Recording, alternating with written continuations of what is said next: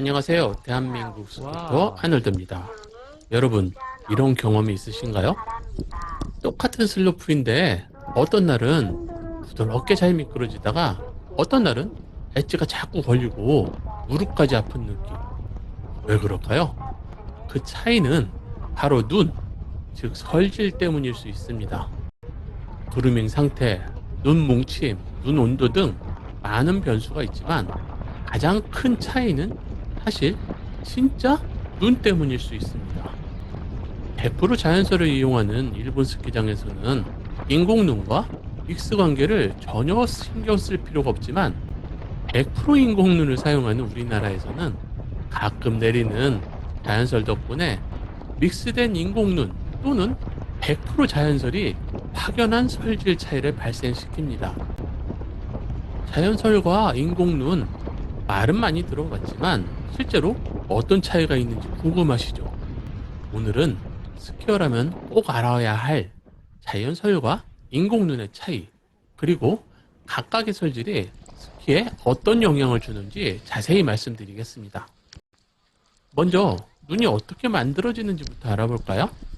자연설은 대기 중에 수증기가 얼어붙으며 눈 결정체가 되며 떨어지는 말 그대로 자연의 작품입니다. 낮은 기온에도 눈이 내리지만 기온이 0도에서 영하 5도 사이일 때 가장 이상적인 형태의 눈이 만들어집니다. 그때는 눈의 결정이 크고 육각형의 아름다운 눈꽃 구조를 갖고 있어서 가볍고 공기 함량이 높은 눈이 형성됩니다. 한겨울 용평이나 하이원 상단부에 뿌려지는 그 폭신한 한방눈 기억나시죠?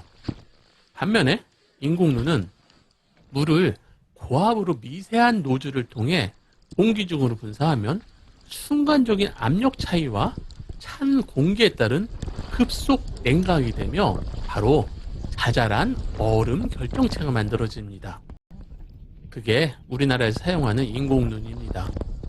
덕분에 눈이 부족한 우리나라에서도 충분히 스키를 탈 수 있게 해줍니다.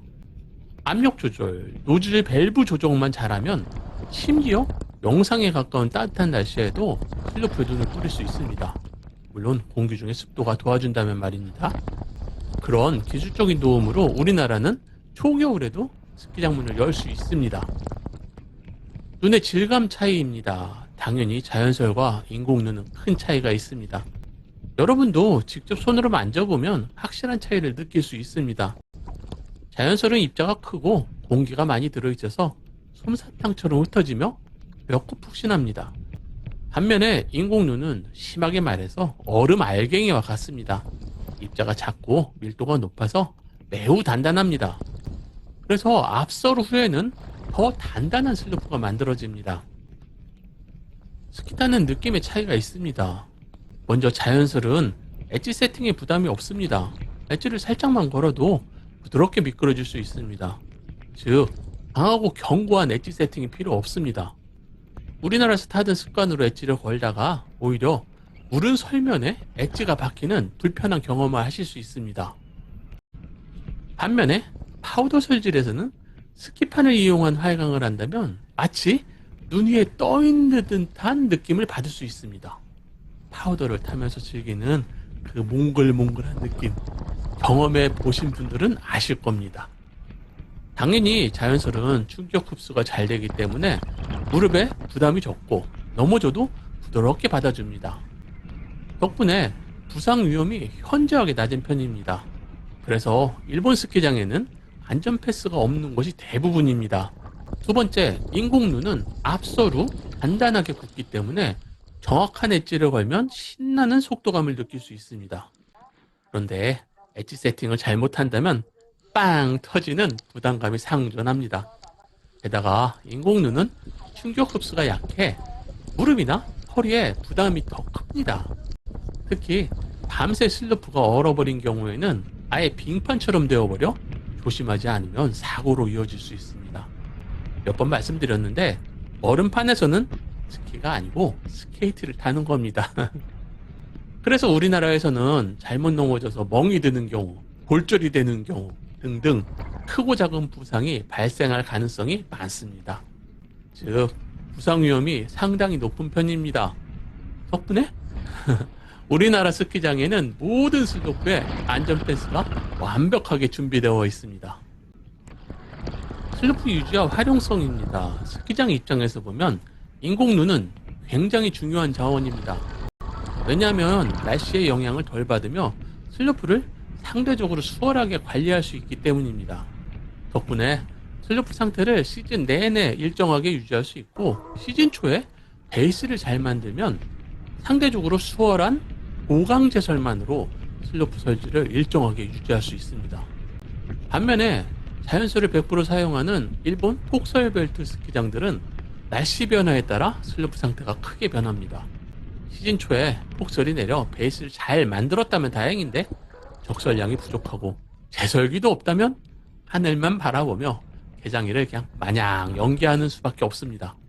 그래서 어떤 시즌에는 크리스마스 때도 오픈하지 못하거나 오픈해도 2개, 3개 슬로프만 열려있는 경우가 종종 있습니다. 스키장 입장에서는 눈이 많이 오면 천국, 안 오면 지옥이죠. 초보자에게는 당연히 자연설이 훨씬 편합니다. 엣지 컨트롤이 미숙해도 부드럽게 받아주고 넘어져도 거의 아프지 않습니다. 그런데 우리나라에서는 자연설을 경험하기 어렵기 때문에 약간은 이상한 스키 기술 발전 과정을 따르게 됩니다. 우리나라 스키어 대부분은 초급에서 중급으로 들어가면서 속도감 있게 타기 위해 간단한 베이스 위에 강하게 엣지를 넣는 카빙 기술 연습을 계속하게 됩니다. 그리고 계속 카빙만 타게 됩니다. 덕분에 세계 최고 수준의 강사들이 탄생하고 거의 동급의 상급 카빙 스키어들이 우리나라 슬로프를 달립니다. 여러분, 카빙 기술이 가장 발전한 나라가 어디일까요? 당연히 대한민국입니다. 그런데 그 덕분에 용평에서 폭설이 내려서 파우더 데이가 되면 다 아시죠? 결론은 카빙만 고집하지 마시고 설질에 적합한 활강 방법을 선택하는 것이 최선의 선택입니다. 물론 공통된 격언은 있습니다. 오늘 눈이 얼었다. 좀 무섭다. 즉, 스케이트장이다. 집에 가자. 이건 다들 동의하실 겁니다. 마무리하겠습니다. 스키리프트에서 오늘 설질 좋다. 오늘 눈이 딱딱한데? 이런 대화 많이 들으시죠? 오늘 영상에서 그 느낌 차이가 왜 발생하는지 살짝 이해되셨기를 기대합니다. 자연설의 부드러움, 인공눈의 스피드. 여러분들은 자연설과 인공눈 중에 어떤 걸 더 선호하시나요? 여러분의 경험을 댓글로 남겨주세요. 다른 스키어들에게 큰 도움이 될 수 있습니다. 항상 여러분의 행복한 스키라이프를 응원합니다. 그럼 다음 영상에서 또 만나요. 안녕!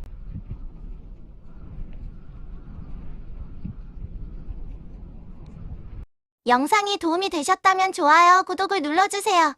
시청자 여러분들의 구독과 좋아요, 응원하는 댓글은 정말 힘이 됩니다.